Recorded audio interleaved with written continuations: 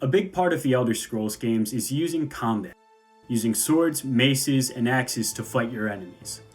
But what if you wanted to pretend you're a Pokemon trainer and bring creatures from Oblivion to, ironically, stop the Oblivion crisis? That's a question that's been on my mind, so sit back, relax, and watch as today I figure out, can you beat Oblivion with only summons? Rules for this run are pretty self-explanatory. I can only use summons to fight for me. This does not include bound weapons, as I thought it would be a little too easy if I could contribute to the fight at all. Also, I decided that I can't wear any armor either. With all that being said, let's jump into the run. I woke up in a prison cell and created my character. I went with a Breton because of their plus 10 to conjuration. Then I made my character. I didn't really have a theme going into making my character when I started, but the sliders spoke to me. My man ended up developing a pretty bulbous cranium, so I went with that. I made everything tiny except for his brain. This is the final product. So naturally, I named this beautiful man Big Brain Brian. I met Sir Patrick Stewart and found out he's been having some pretty bad nightmares recently. Not really much to say about the tutorial since you don't start with any summons, so I had to run past everything. The important info is that I chose the mage sign and made a custom class that I obviously named Big Brain. Specialization is obvious, magic. Favored attributes are intelligence and willpower. My major skills obviously included conjuration, but if you look you'll see that I have heavy armor and some combat skills selected. That's because originally I was going to let myself use bound weapons, but I decided against it shortly after leaving the prison. Thankfully, choosing conjuration as one of your major skills gives you a summoned skeleton spell. So I was actually able to fight the rats and goblins that were left in the sewers. And then, like most Oblivion players, I dove into the lake and went into my first Iliad ruin. The bandits outside were pretty easy to deal with. Just run around and summon Rattle Me Bones! Now the zombies were a bit of an issue because not only are they a little bit tankier, but Oblivion zombies have always given me the creeps, and at one point in the run I actually got jump scared by one pretty good. After clearing out the necromancer at the end of the ruin, I went to take a nap because I had a level up. But of course, there was an angry mud crab lurking around somewhere. I spent a little time trying to track it down and eventually killed it. Tried to sleep again, and I was still told that there were enemies nearby. So I said screw it, I'll just go to the Imperial City to buy some spells instead. I got a summon scamp spell and a summon zombie spell. But honestly, I rarely used either of these spells, and I'll show you why very soon.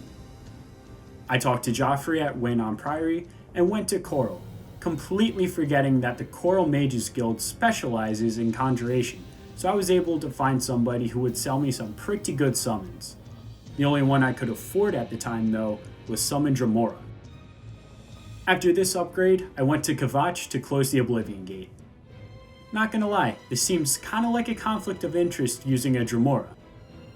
Anywho, I closed the gate and started the Battle of Kvatch. Now, for as much as I love this game, this dialogue exchange always makes me want to die. Sir, yes sir. Civilians, it's time to move out. Let's go. Now, a lot of the fighting is just me running around and summoning my Dremora after his timer cools down, which kinda extends the fight a bit because Bethesda isn't really known for their AI pathing. That being said, somehow, Barakanian made it all the way to the passage, which I can never keep him alive when I'm trying to, so I guess that's something.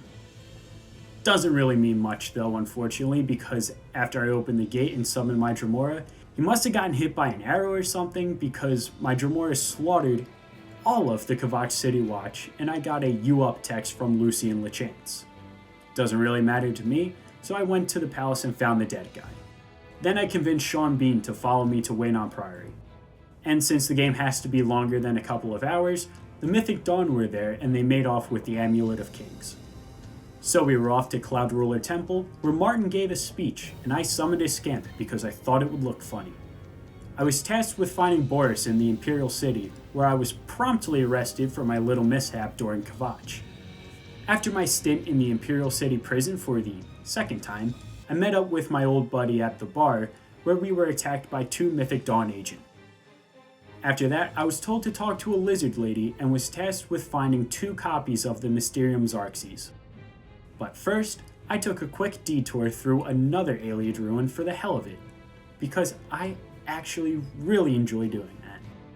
After I was satisfied with my dungeon diving, I was back on the case of trying to find the other books for the main quest. This involved me intimidating some guy in a bookstore, which, going off of what I'm wearing, I would also be intimidated.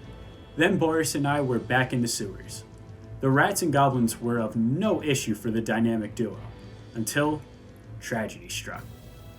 In the meeting room, Boris and I were attacked by the Mythic Dawn, and I couldn't kill them fast enough, so Boris died covered in crap and sword fighting in a sewer.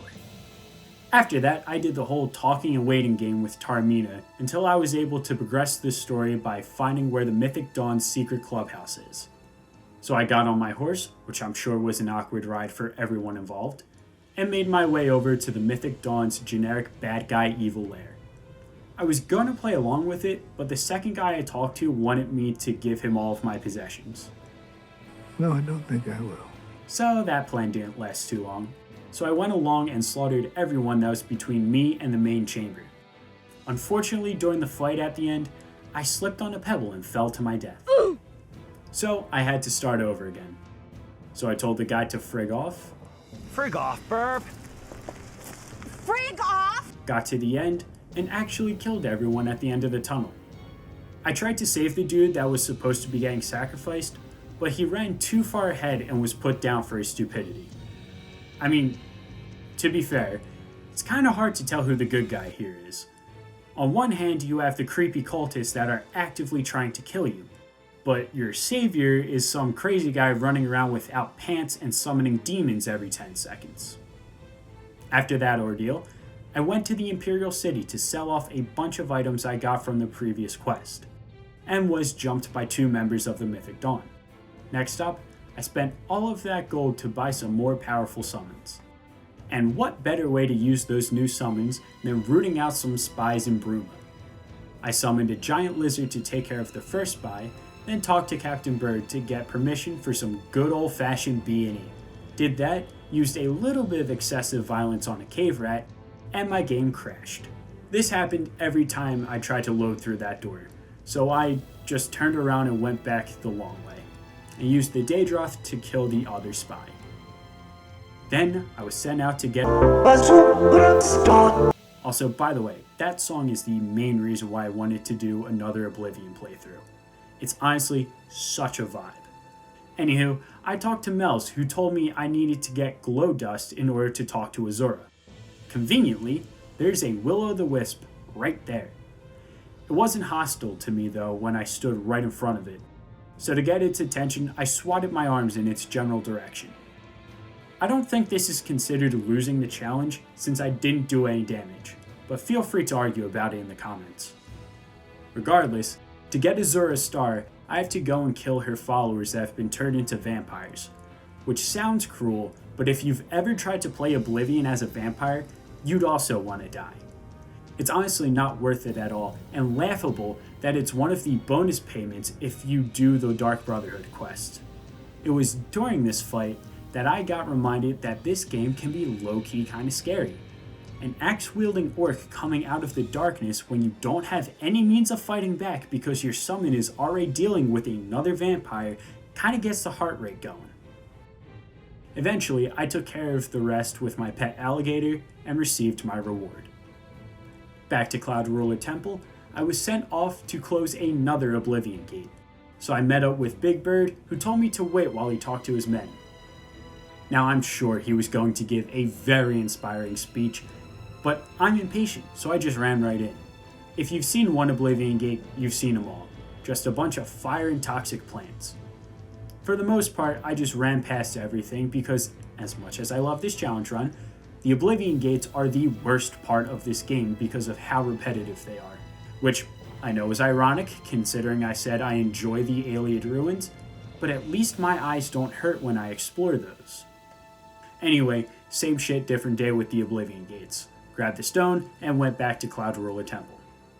I'm sure this was supposed to be a setup to a joke, but I can't for the life of me figure out what I was going for. I talked to Joffrey, who sent me out to get the Armor of Tiber South. The dungeon that the armor is in is pretty dope. What's not dope is having to fight like a million ghosts every couple seconds. While most of the summons are able to do damage to the ghost, it just takes a while for them to get to the ghost busting. And if I try to run past the ghost, the AI pathing is just so good that my summons will just run away to finish the job instead of dealing with the more immediate threat. This is no more apparent than with my skeleton champion. Anyway, the deal with this dungeon is pretty simple. There's 4 skeletons roaming around and you have to kill them to free their souls. So that's exactly what I did. Went into a new section, killed the skeleton, and moved on until all 4 ghosts were in the entrance of the shrine. Also, I made sure to pick up all of the unique katanas, which will become slightly important later. I picked up the armor and tried it on just to feel pretty, but I decided my original outfit was perfect. So I promptly took it off and went back to Cloud Ruler Temple. Then I was sent back out on another fetch quest, this time to an Ayleid ruin to get a Great Welkin Stone. So back out I went to find a shiny rock. This ruin has a bunch of goblins and zombies, so I answered that with a combination woman's. After clearing out all of the goblins and zombies and finding all of the pressure plates and buttons, I was finally in the room with the Great Welkin Stone where I was jumped by a lich. So I summoned the lich's natural enemy, a big lizard, who took care of the problem pretty quickly and I got a brand new staff. Then it was time for the Battle of Bruma. And remember that cool staff that I picked up? I immediately dropped it before starting this quest because when you save Bruma, your statue has you using the most powerful weapon in your inventory, and I thought it would be funny if I was immortalized holding my weeb sword. Anywho, the battle started and looked just as underwhelming as always. I get it that it's a limitation of the engine that you can't have massive battles with a bunch of people, but like, it looks kinda stupid. It's supposed to be like this really intense Helm's Deep type defense, and it looks like this. I don't know, maybe it's just me. Anyway, I ran into the gate and was given a super generous time limit to get the sigil stone. I will say, I died once during this. Not because of any Daedra, mind you, but because I fell to my death for the second time in this run. Recovering emotionally from that, I made my way across the towers, through the caves, and into the Great Tower, ran up, and closed the gate. Everyone was dead except for Martin. Going back to Cloud Ruler Temple caused a random invisible conjurer to come out of nowhere and attack. With all of that out of the way, I was off to Paradise to deal with Mankar Cameron. I talked with the Daedra named That, who gave me a choice to either fight him or do him a favor. Obviously, I chose to fight, but little did he know I would summon a Daedroth who would backhand him to death, and I was free to proceed. I went through the Forbidden Grotto to Mankar Cameron, where I had to fight him and his kids with a friend I met along the way.